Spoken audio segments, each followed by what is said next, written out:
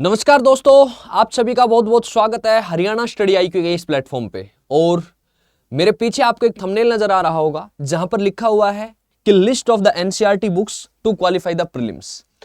तो देखिए, सबसे पहले अगर हम बात करते हैं HCS 2025 की, तो मोस्ट प्रोबेबली आपका फरवरी में नोटिफिकेशन आ सकता है और मई के लास्ट तक आपका जो एग्जाम है वो प्रीलिम्स का एग्जाम कंडक्ट करवा लिया जाएगा। ठीक है, संभावनाएं हैं, ऐसा बताया जा रहा है। और अगर ये थोड़ा बहुत डिले होता है तो भी आपको प्रिपरेशन करने का टाइम मिलता है।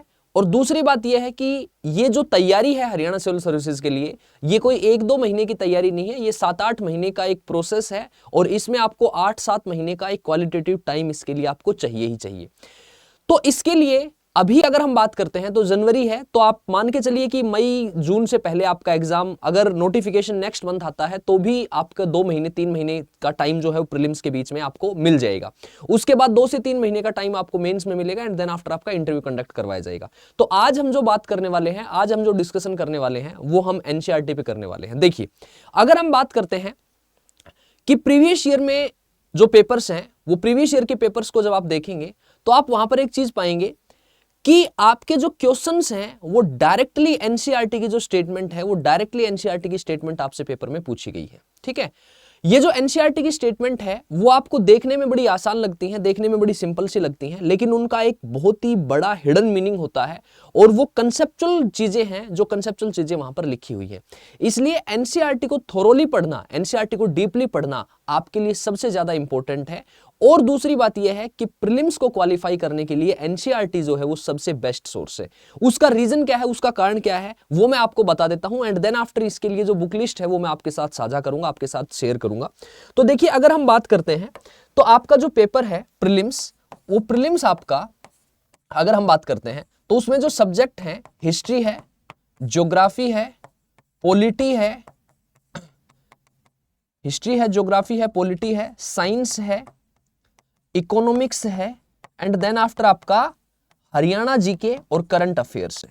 ठीक है, तो हरियाणा जीके की अगर हम बात कर ले पहले, तो हरियाणा जीके के आप मान के चलिए 5-6 क्वेश्चन आपको देखने को मिलेंगे, जो आप प्रीवियस ईयर क्वेश्चन लगा लेते हैं तो भी आपके इजीली हो जाएंगे। और उसके अलावा अगर हम करंट अफेयर्स की बात करते हैं तो करंट अफेयर्स का ज्यादा सेगमेंट प्रीवियस ईयर्स में नहीं देखने को मिलता है।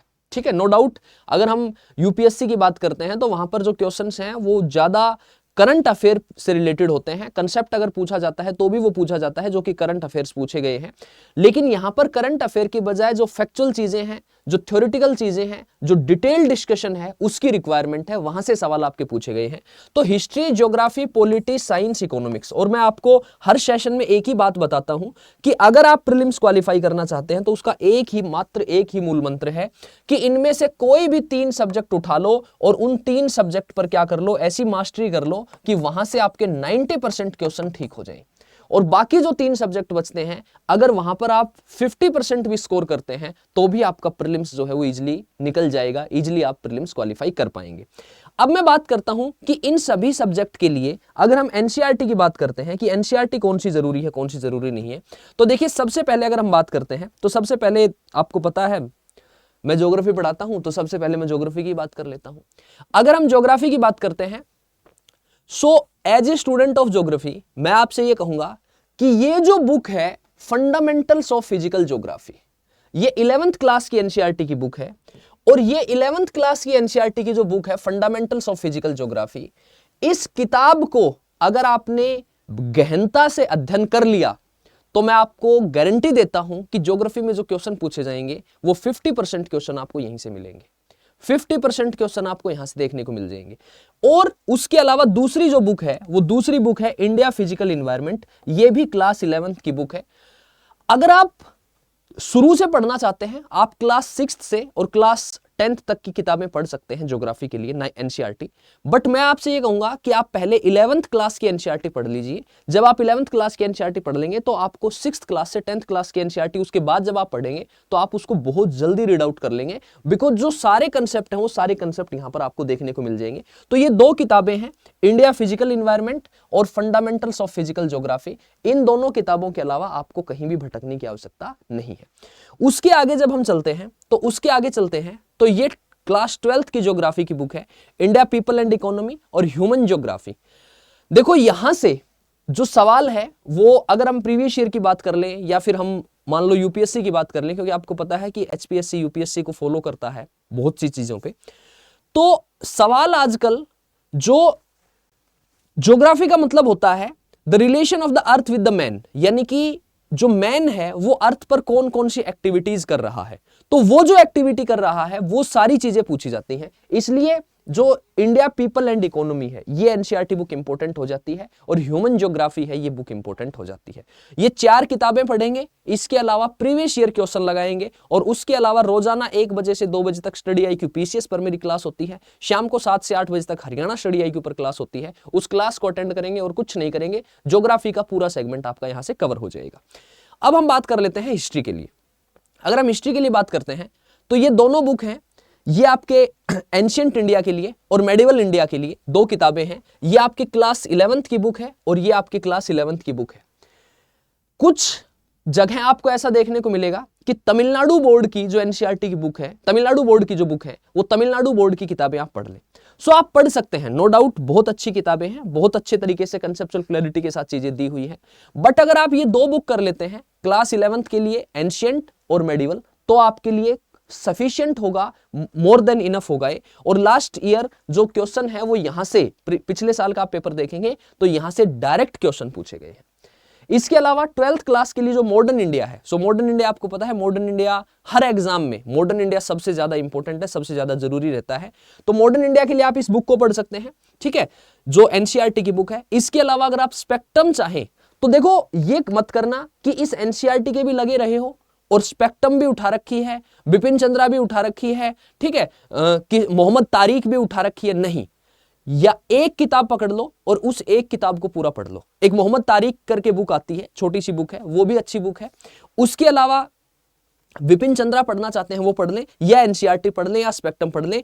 आपको एक ही सोर्स, मैं आपसे यही कहूंगा, you have to be very selected.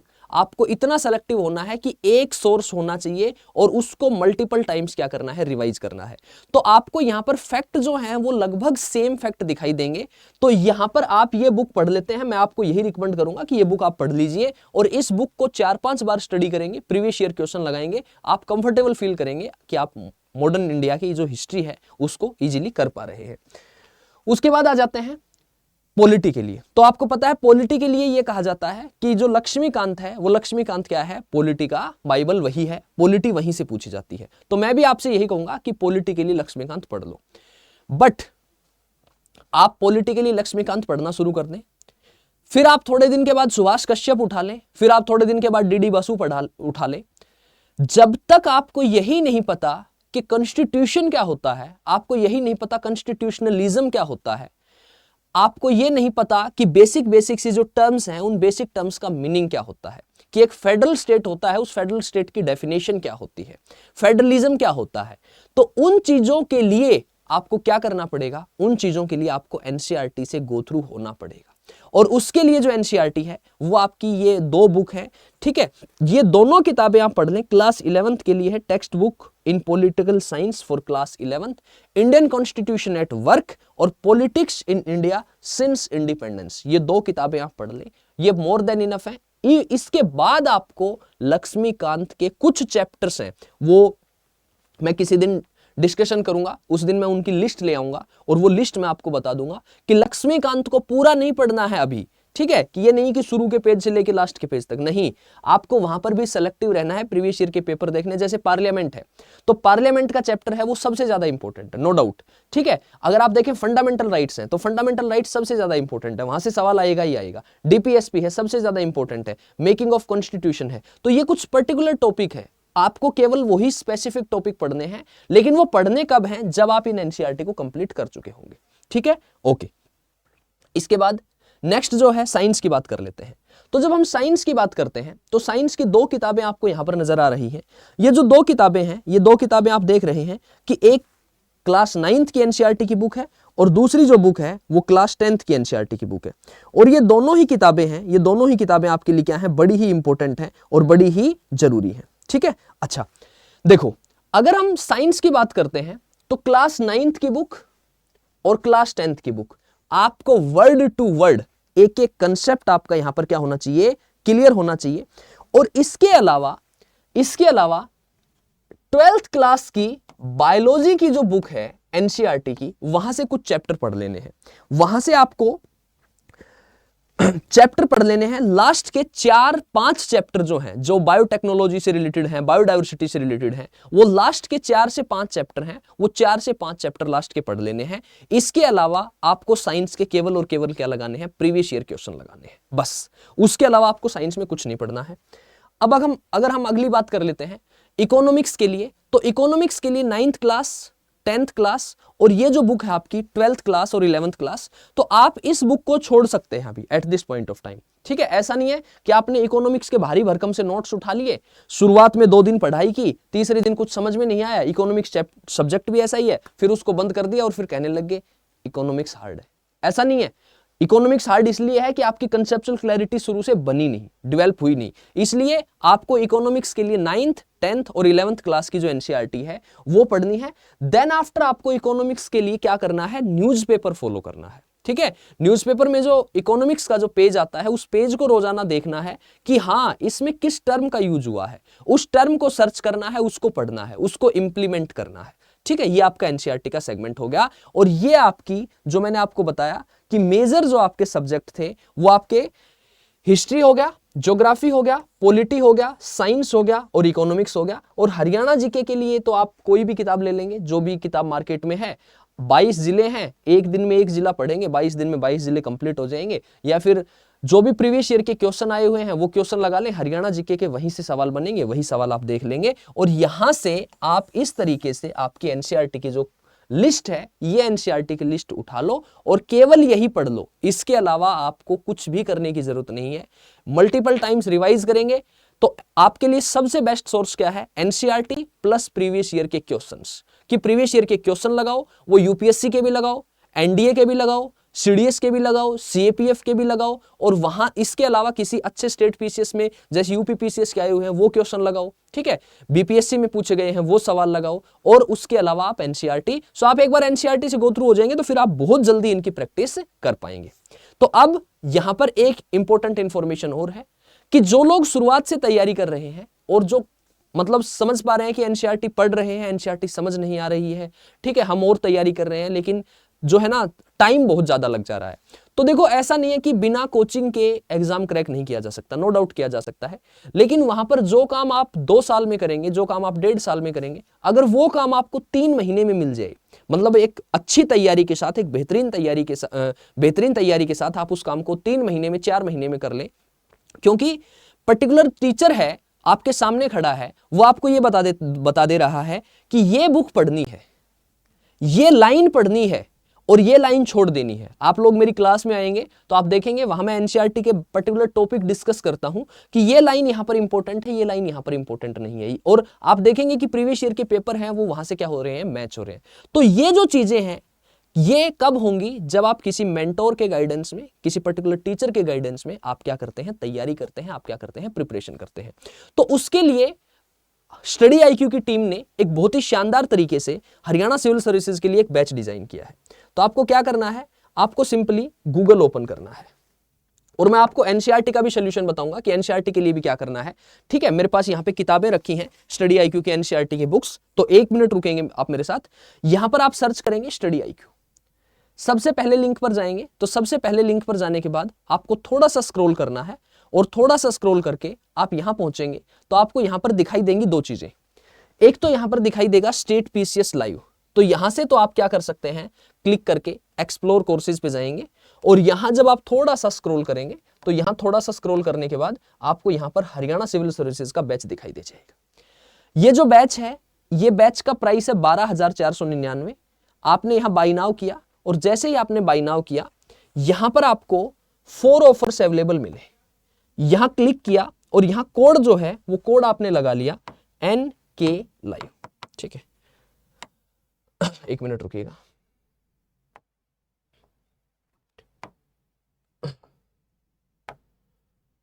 एक मिनट, यहां पर आप कोड क्या यूज कर लेंगे, यहां पर आप कोड यूज कर लेंगे NKLIVE,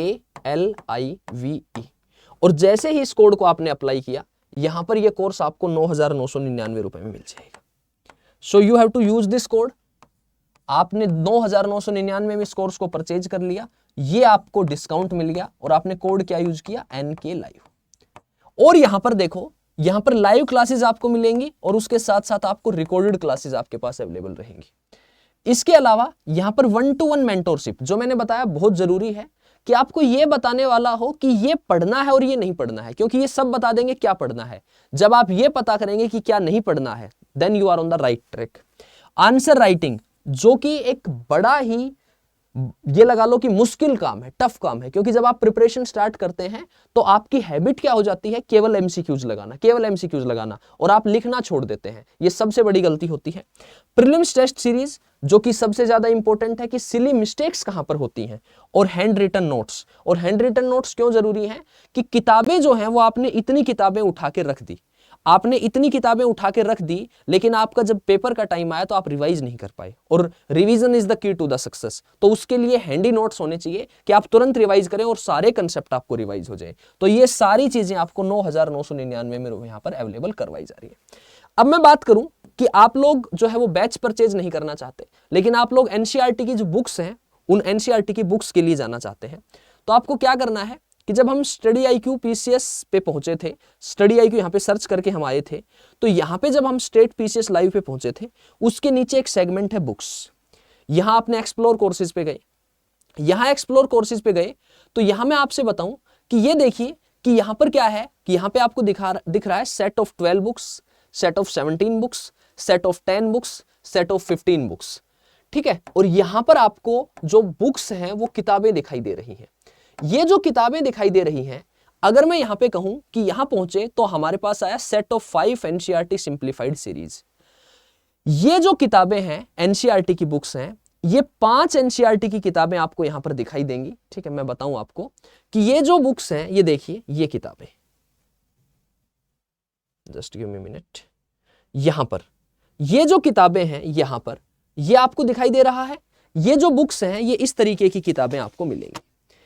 एनसीईआरटी का एनसीईआरटी सिंप्लीफाइड सीरीज हिस्ट्री, तो ये पूरी समरी है, और ये देखो फ्रॉम क्लास 6 to 12th। तो आप इस बुक को पढ़ रहे हैं तो आपका यहां से 6th क्लास से 12th क्लास तक एनसीईआरटी जो है उसका पूरे एनसीईआरटी का जो समागम है, जो मिश्रण है, वो यहां पर आपके लिए तैयार किया गया है। यहां देखेंगे ये किसके लिए बुक है, ये आपकी पॉलिटी के लिए है। इसी तरह आपकी history, geography, polity, science, economics, और ये आपकी 5 किताबों का सेट आपको यहां पर अवेलेबल मिल रहा है। तो सिंपली आपको क्या करना है, सेम यहां पर कि यहां पर आप क्लिक करेंगे, यहां पर आप क्लिक करेंगे तो यहां पर आप देखेंगे कि 1499 रुपए आप बाय नाउ कर देंगे, और बाय नाउ करने के बाद सेम आप कोड यूज कर लेंगे NK लाइव, और आपको यहां पर लगभग 200 रुपए का डिस्काउंट और मिल जाएगा। और यहां पर आप हमारे साथ अपनी एनसीईआरटी की किताबें परचेज कर सकते हैं, जो कि आपके लिए सबसे बेहतरीन जो है वो डिजाइन की गई है। और इसके अलावा आप हमारे बैचेज से जुड़ना चाहते हैं तो जुड़ सकते हैं। तो इसी नोट के साथ आज मैं रोकना चाहूंगा, मुलाकात करेंगे नेक्स्ट सेशन में। तब तक के लिए अपना ख्याल रखिए, अपनों का ख्याल रखिए। अगर आपने अभी तक तैयारी शुरू नहीं की है तो it is the right time, it is the high time कि आप अपनी प्रिपरेशन स्टार्ट कर दीजिए। सो मुलाकात करेंगे नेक्स्ट सेशन में, तब तक के लिए bye bye, see you, take care, best of luck.